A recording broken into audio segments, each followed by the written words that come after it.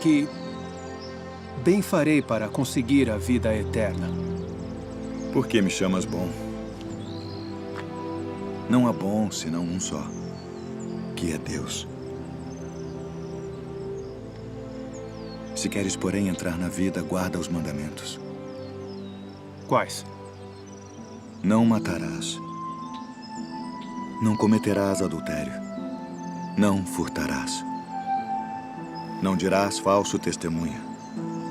Honra teu pai e tua mãe. E amarás o teu próximo como a ti mesmo. Tudo isso tenho guardado desde a minha mocidade. Que me falta ainda? Uma coisa te falta. Se queres ser perfeita, vai. Vende tudo o que tens e dá-o aos pobres. E terás um tesouro no céu. E vem e segue-me.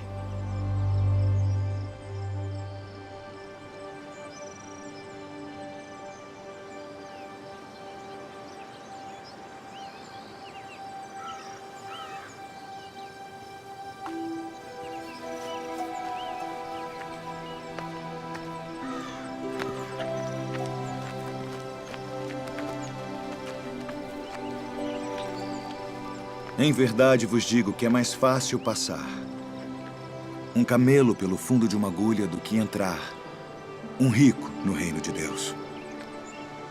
Quem poderá, pois, salvar-se? Aos homens é isso impossível. Mas a Deus, tudo é possível.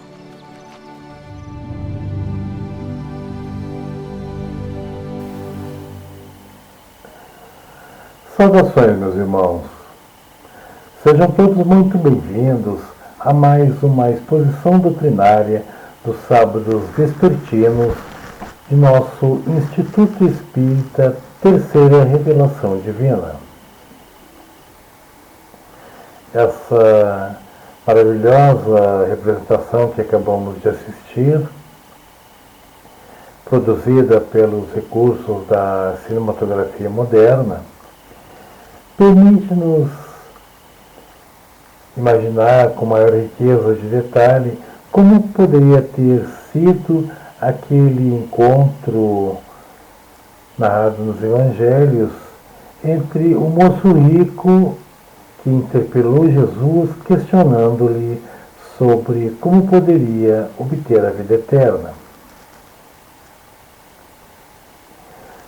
Tal citação podemos também encontrar no item 7 do capítulo 16, Não se pode servir a Deus e a Mamon, de Evangelho segundo o Espiritismo. E tal item é intitulado como A Utilidade Providencial da Riqueza, Provas da Riqueza e da Miséria.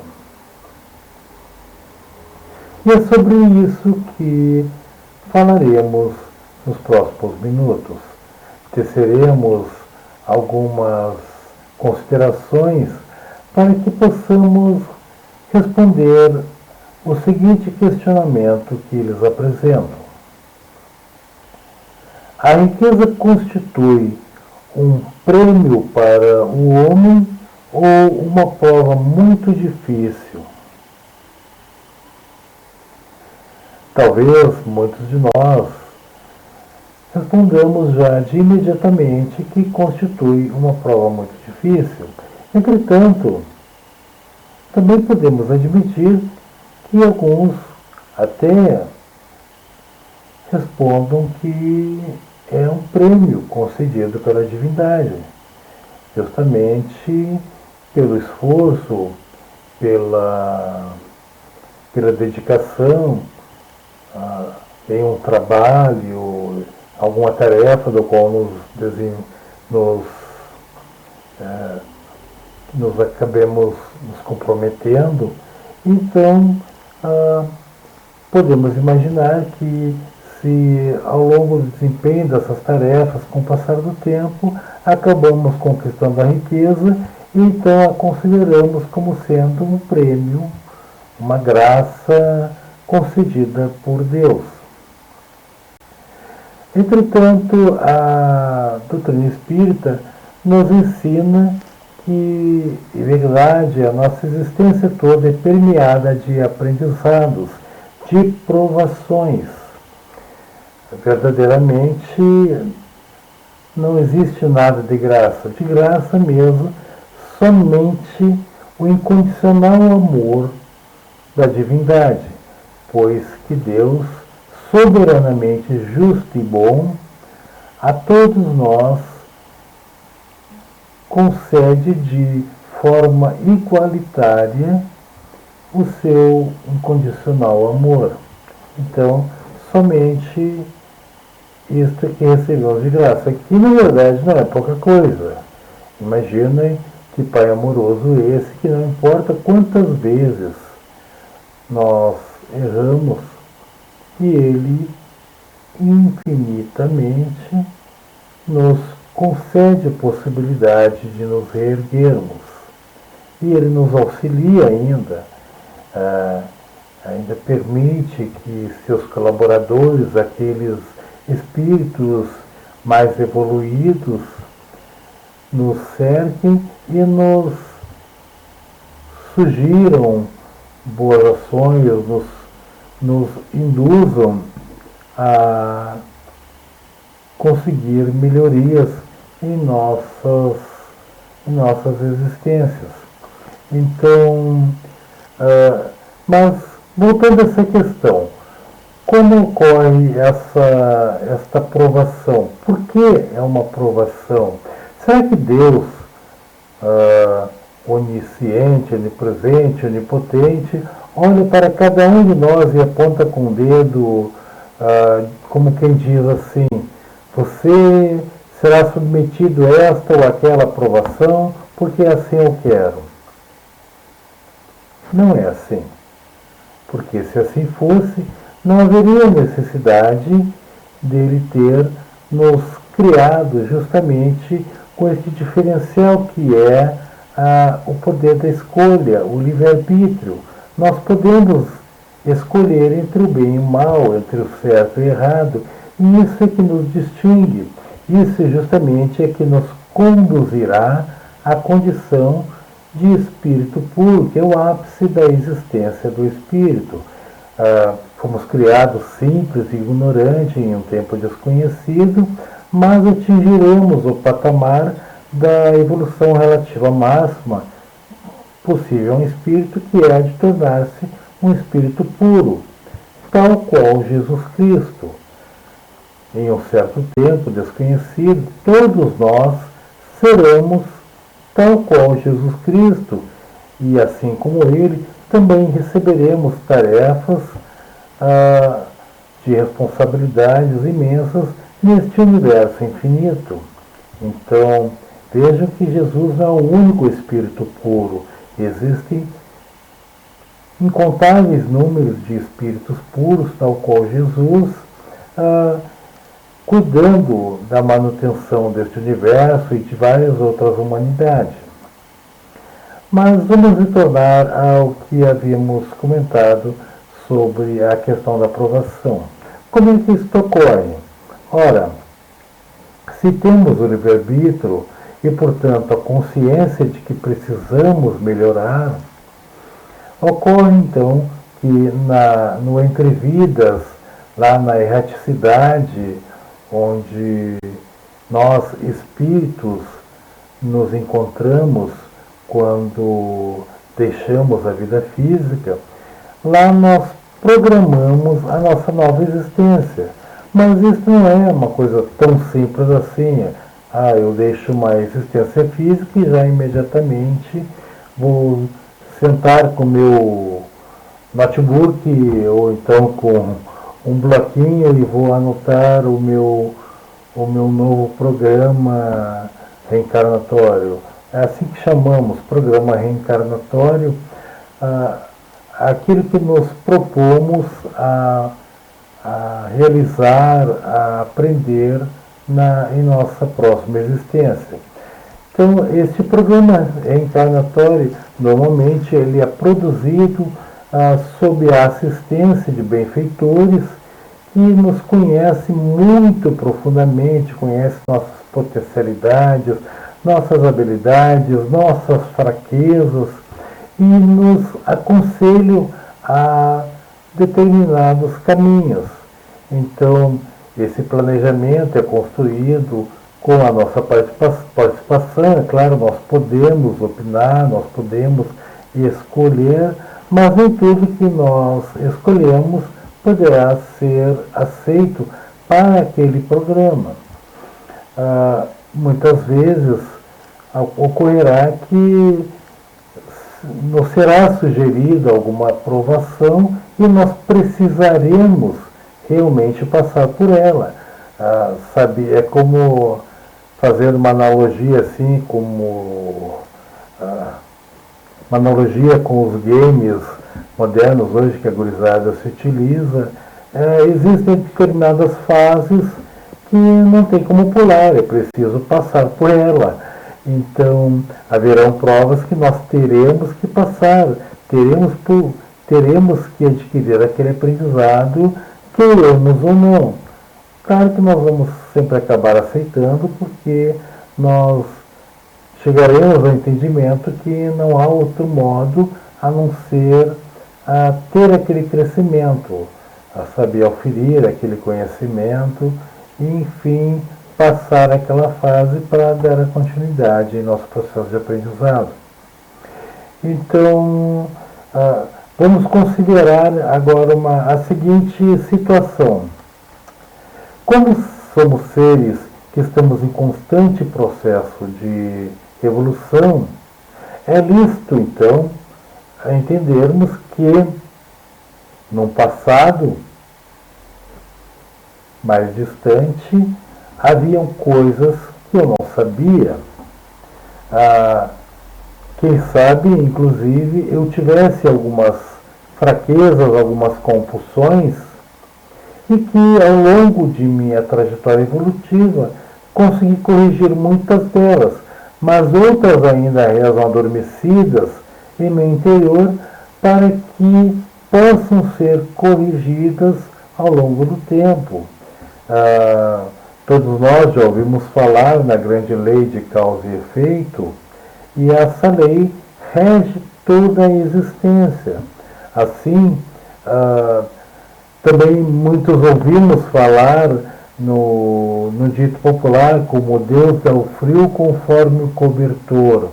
Então vejam bem, nessa questão de lei de causa e efeito, teremos reparos, teremos aprendizados que façam necessário que ocorra numa outra existência. Porém, alguns desses aprendizados, algumas dessas experiências, somente nos serão postas quando verdadeiramente oferecermos recursos para isso, para enfrentá-los. Isso não quer dizer que elas só serão postas quando pudermos vencê-las. Não, sempre haverá a situação da impossibilidade de vencer uma provação. Por quê? Porque somos livres para fazer nossas escolhas. Então, mesmo que a espiritualidade maior reconheça que oferimos algumas condições que nos permitem nos depararmos com aquela dificuldade, corrigir aquele atavismo antigo, quem sabe sendo uma compulsão nossa, ou então nos retratarmos com outro irmão, isso poderá não ocorrer se utilizarmos mal o nosso livre-arbítrio, se não dermos ouvido aos benfeitores que normalmente estão conosco, estão sempre nos sugerindo, nos intuindo a atitudes que levarão o nosso bom senso a ser o juiz de nossas atividades, de nossas escolhas. Então, imaginem que tenhamos no passado vivido situações de imensa dificuldade financeira. Podemos, agora, para dar continuidade ao nosso aprendizado, solicitar a prova da riqueza, nos comprometendo, obviamente, a um bom uso, porque não basta apenas solicitar a prova da riqueza, como disséssemos assim aos nossos benfeitores. A próxima encarnação, na próxima existência, eu quero ser rico, porque nesta passada eu fui miserável, não tinha onde morar, não tinha o que comer, agora eu simplesmente quero ser rico. Não, deve haver um propósito maior. Então, precisamos nos comprometer com a utilização desta riqueza, de bem utilizar esta riqueza. E se nos comprometemos, então a espiritualidade poderá nos conceder essa possibilidade. Mas imagine uma situação em que reencarnamos em uma família humilde, solicitamos esta prova da riqueza e reencarnamos numa família bastante humilde. Passamos necessidade, digamos que nós sejamos lá o oitavo filho de uma família de 10 filhos. Então, onde a dificuldade foi imensa durante toda a infância, tivemos que catar lixo, literalmente, para conseguir sobreviver, vender ferro velho, coisas assim, para conseguir a família se manter. Vamos imaginar ali, hipoteticamente, que façamos uma fezinha, como costuma-se dizer aí popularmente, né? Resolvamos jogar em um desses jogos de azar, como uma mega-sena, uma loteria, não importa qual, mas vamos imaginar que sejamos o único premiado. Então, de um dia para o outro, saímos da condição de miséria, quase que absoluta, de morar em uma pequena vila, com parcos recursos, de uma família grande, com grandes necessidades, inclusive com a fome presente quase que todos os dias. Quase que instantaneamente, no outro dia, passamos a ser um milionário. Então, vejam que passamos agora a uma outra situação, uma outra realidade. Temos agora recursos para adquirir todos os bens que não conseguimos ter durante aquela existência, conseguimos presentear todos os nossos irmãos, toda a nossa família, com bens materiais, com boas casas, bons carros, enfim, acabamos inclusive nos esquecendo de outros compromissos, até mesmo porque esses compromissos a qual nos ligamos no projeto reencarnatório, eles não estão latentes assim em nossa memória, estão mais profundamente guardados e necessitam ser buscados com uma certa atenção, de uma forma muito correta, para que possamos entender que aquela riqueza, ela tem outros propósitos, e que não é só este de presentear a família com bens materiais. Então imagina que também, além disso, sejamos herdeiros de nós mesmos, né, de algumas deficiências que não conseguiram ser curadas, alguns atavismos, como, por exemplo, questões relacionadas ao consumo de bebidas, à luxúria, no caso a sexolatria, e aí, agora munido de recursos, damos vazão a todos esses desejos que antes estavam lá contidos. Podíamos até naquela condição ainda quando paupérrimos, a ser constantemente visitados por esses impulsos, porém conseguíamos retê-los, até porque não tínhamos recursos para satisfazê-los. Agora, de um momento para o outro, temos vastos recursos financeiros que nos permitem saciar aqueles atavismos que estão lá guardados e deixamos simplesmente à solta. Então, começamos a satisfazer todos os nossos desejos, todos os nossos impulsos.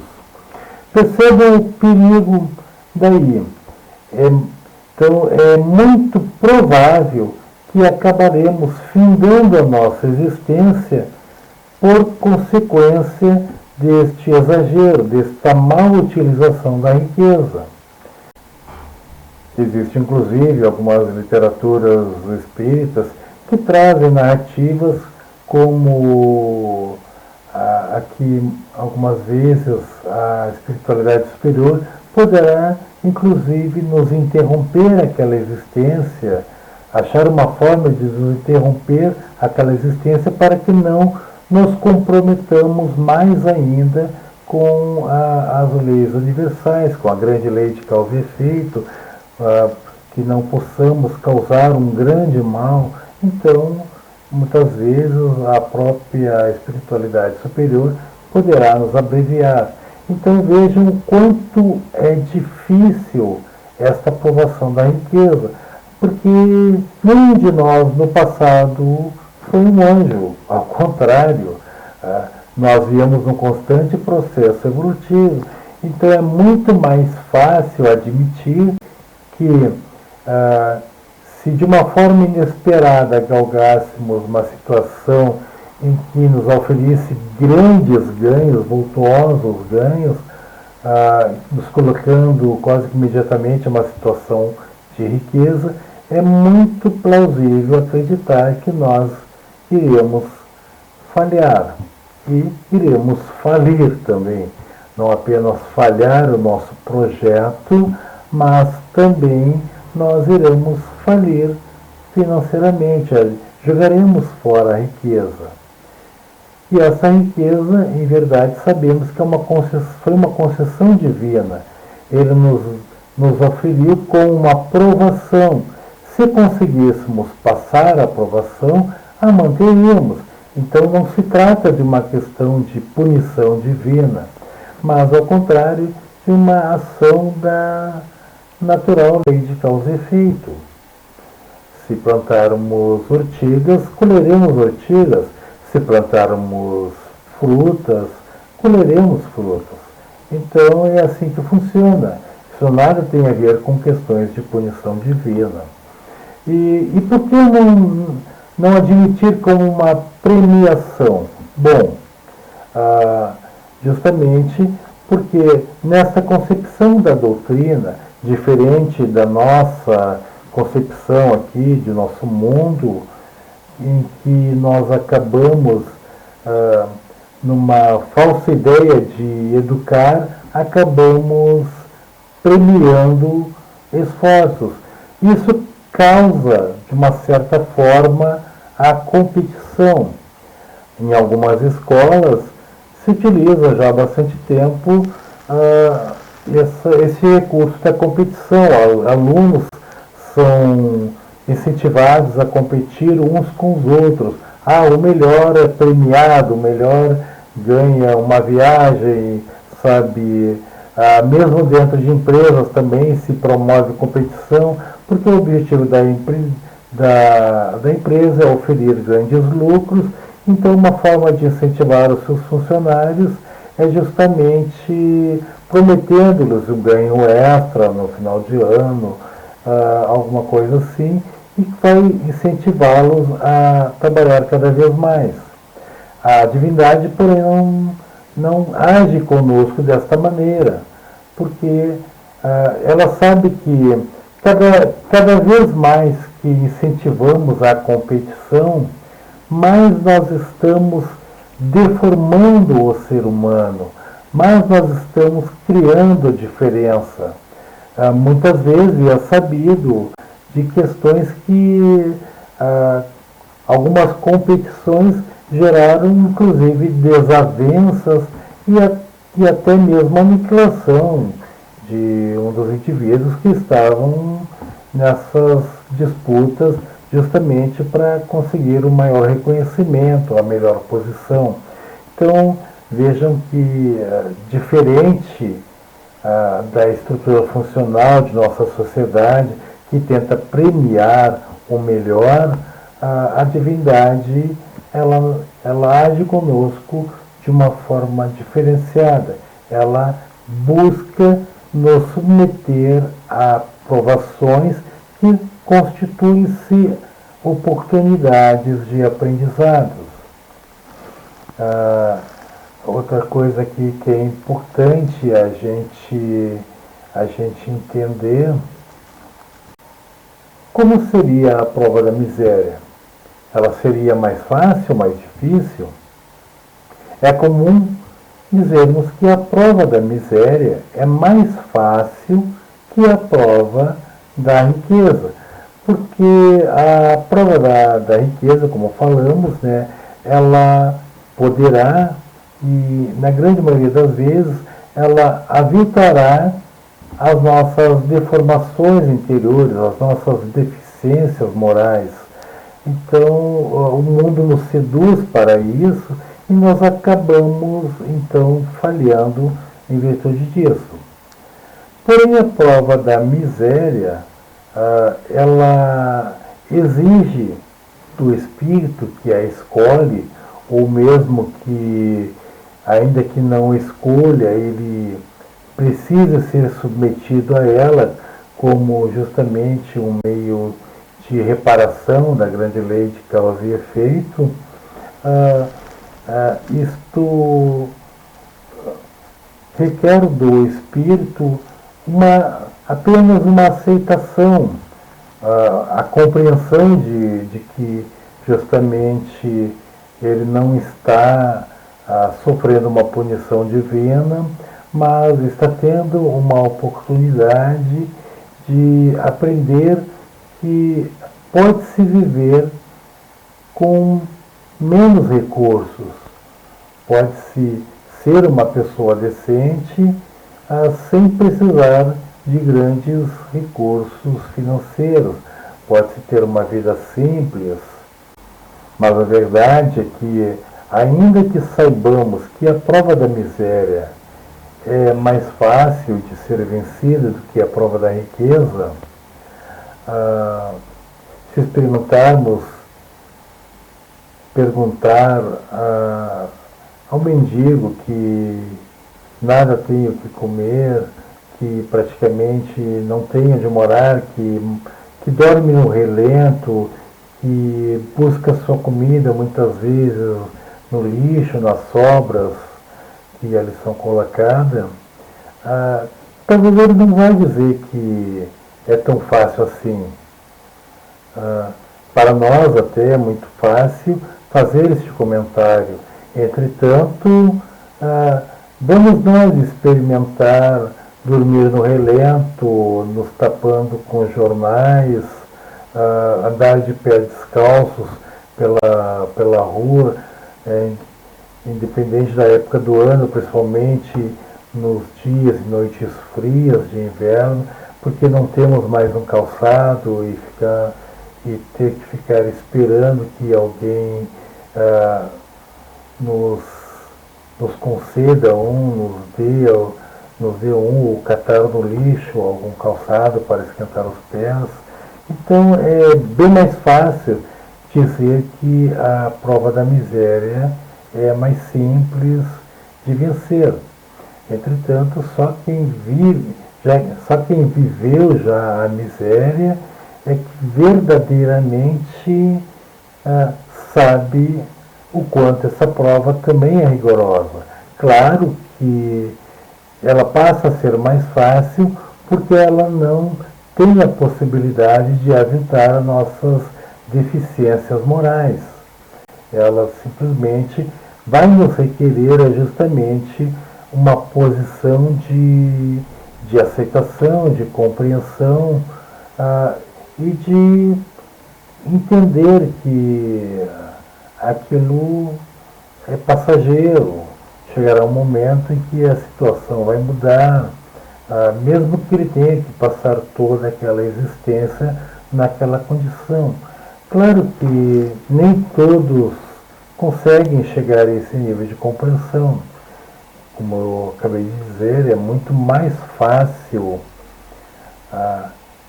dizer do que verdadeiramente experimentar aquilo.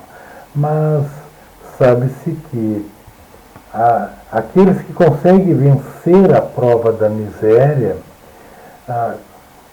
numa existência posterior vêm com um equilíbrio muito maior, e então esses sim estão mais aptos a vencer também a prova da riqueza. Por quê? Porque eles conseguiram suportar aquela dificuldade, compreendendo que ela é passageira, que principalmente se esse indivíduo,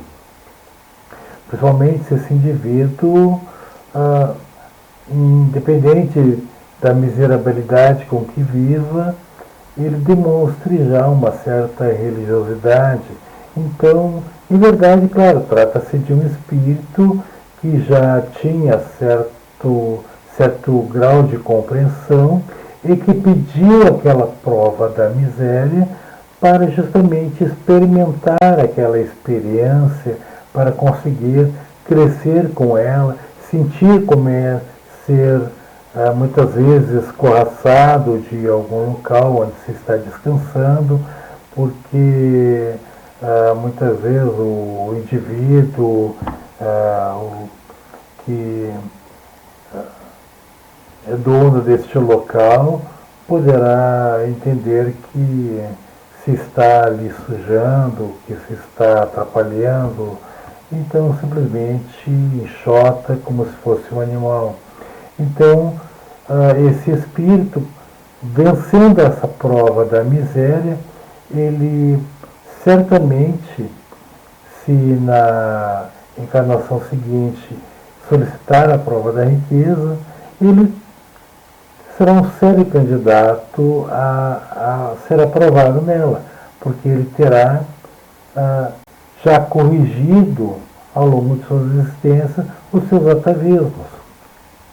E quanto ao singelo vídeo que assistimos no começo de nossa exposição, Jesus não está afirmando que para se conseguir a vida eterna se precisa se despojar de todos os bens que se tem. Ele estaria apenas querendo demonstrar a questão do apego, até porque nota-se no semblante embaraçado do moço rico que ele olha provavelmente para a riqueza que tem e pensa, puxa,